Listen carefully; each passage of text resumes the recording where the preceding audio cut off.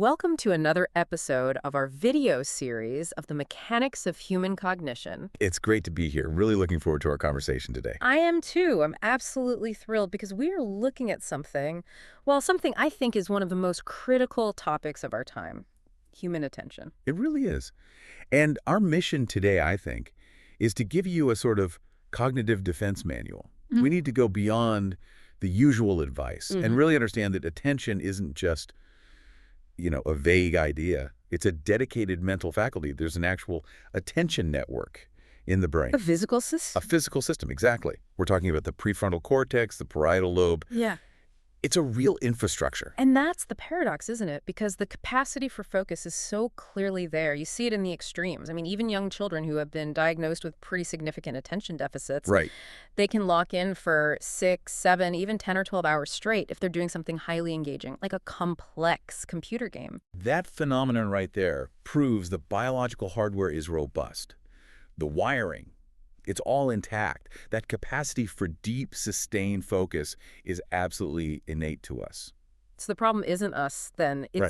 It's the environment. It's the environment. We're living in an era of engineered distraction overload.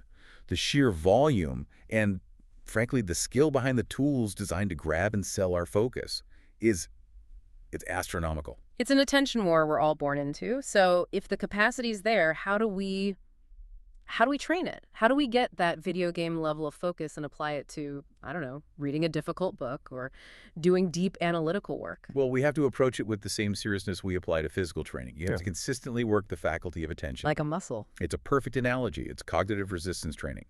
We all know that if you want stronger muscles, you have to apply consistent load. They tear down, they build back stronger. Right, they produce new proteins. Exactly. And the same for bones. You put load on them, they deposit matrix, they get stronger. The brain's attention network responds in the exact same way to being challenged. So we have to force the brain to hold focus, even when it's, uncomfortable or boring. Precisely. And this isn't a short-term thing. It's not 3 weeks at the gym and then you're done for the year.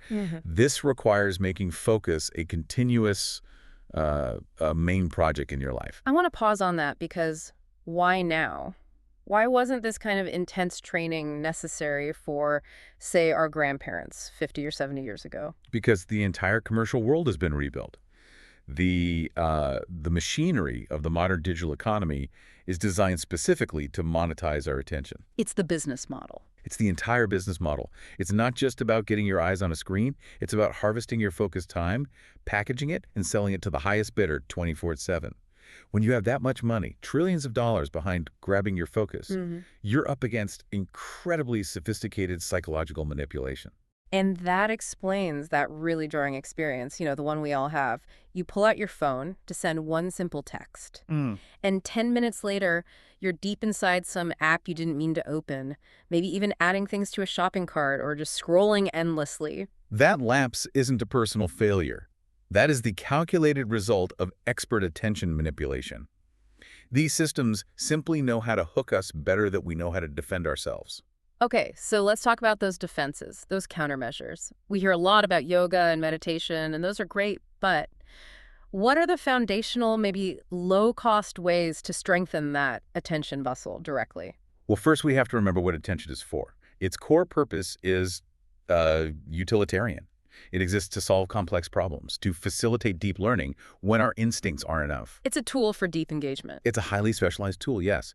And the crisis we see now, people struggling to read a long novel or follow a complex argument, that comes from the fact that the training needed to hold the mind on a single slow-reward idea has been totally neglected. The digital world trains us for the exact opposite, for the quick hit. The quick hit. The short burst, high-impact reward, which leads to a measurable decline in our ability to sustain focus. So how do we actively rebuild that endurance? I'd recommend 2 core methods. The first is what I call focused activity. You have to regularly set aside a block of time, maybe 30 minutes, maybe an hour, for a single non-digital activity. Like reading a physical book or painting. Reading, painting, playing an instrument, anything like that. But the key is, during that time, all external digital stimuli are completely off. No notifications, no background TV, total immersion. Okay, that's one. And the second? The second is maybe the fastest and cheapest. It's bodily awareness. This is really the core of all deep attention practices. You just listen to your body. Listen to the constant information it's feeding you. The feeling of the chair under you, the quality of your breath where you're holding tension. It forces your mind into the present, non-digital reality. Okay, but this is where people give up. They try to read, and 10 minutes in, they realize their mind has just drifted off completely. They were thinking about work or some argument, and then they get frustrated. They think, I failed. And that self-criticism is the absolute enemy of progress. It completely misunderstands how this works. When you notice your mind has drifted, and it will drift, that's what minds do. You don't criticize. So what do you do? The essential practice is strengthening what I call the pullback muscle. The workout is in the act of noticing the drift, gently guiding your focus back to the book and holding it there, even if it's just for 5 more seconds. So the real work happens in the correction, in the return. That's the repetition that builds the cognitive strength. Exactly. And we need that strength because this kind of distraction, it can escalate very quickly into something that looks a lot like addiction. Right.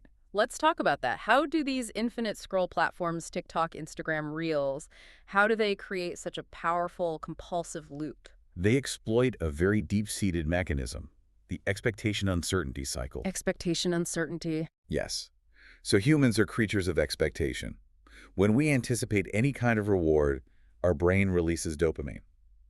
The infinite scroll's genius is that it injects a huge dose of uncertainty. You never know what the next video will be. You don't know if it'll be boring or something you hate or something absolutely hilarious and engaging. And that uncertainty, it dramatically increases the intensity of the reward expectation. It's the exact same mechanism as a slot machine. Which is one of the most powerful addictions there is. One of the hardest to treat. So your brain is flooding itself with dopamine just on the possibility of a reward. And then every so often you get one, that perfect funny video, which reinforces the entire loop. Expectation, heightened by uncertainty, gets a reward, which tells you to keep scrolling. And that makes real life, with its slow, hard-won rewards, feel boring, repellent even. It makes it feel repellent to the brain. Yes. Why write a difficult paper when you can get 100 little rewards in the next 10 minutes? So if the brain is seeking this reward to fill a void, what's the fundamental void it's trying to fill? In a word, loneliness. The biggest deficiency in the modern world is isolation, even when we're surrounded by people.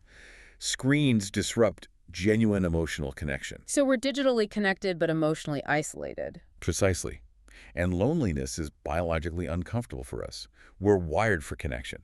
So the brain desperately seeks something, anything, to fill that vacuum. And these quick digital rewards are right there, waiting. This has to have serious long-term consequences, not just for our work, but for our actual health. If our attention is always pointed outward, what are we missing internally? It's a profound danger. If your attention is constantly fragmented, you lose the ability to scan your own internal landscape. You miss the body's subtle signals. Like what? Like the low-grade discomfort from a food that doesn't agree with you, or the early signs of joint pain, or the stress building up in your jaw. You miss all of it until a radical pathological problem erupts that you can't ignore. And by then, it's too late for a simple fix. By then, it's often a complex, invasive intervention. And this extends to our rest, too. We confuse exhaustion with rest. I think everyone knows that feeling. You fall into bed, you're drained, but your mind is just racing. You can't sleep. Or you wake up feeling completely unrefreshed. That's proof that watching TV or browsing YouTube is not true rest. Sleep itself is active brain restructuring. It's not passive rest. So what is true rest? True rest requires a deliberate shift of focus to a task of a completely different nature from your main work. If your day is analytical cognitive work, Which is most modern jobs. then you must shift to something physical, sensory, or manual. Prepare a meal, go for a walk, work in the garden, build something with your hands. That feels almost ancient, that wisdom. It is. Many cultures have this built in. The idea that you switch your type of labor when you're tired. The human organism can't really be idle. An empty mind just creates these useless whirlpools of thought that burn energy. And we can't forget about movement itself. The attention economy glues us to a chair. It does. There was a striking study where subjects were kept immobile for just 3 weeks. 15 years later, they still hadn't fully recovered from that short period of forced stillness. Movement is our most critical fuel, and we are starving ourselves of it. So for someone listening who is chained to a desk, what's a practical tip? You have to introduce deliberate friction. Set an alarm for, say, 2 hours. When it goes off, you stop, no matter what. You get up, you do 10 squats, you walk around the block, You do something physical before you're allowed to go back. You have to interrupt the stillness.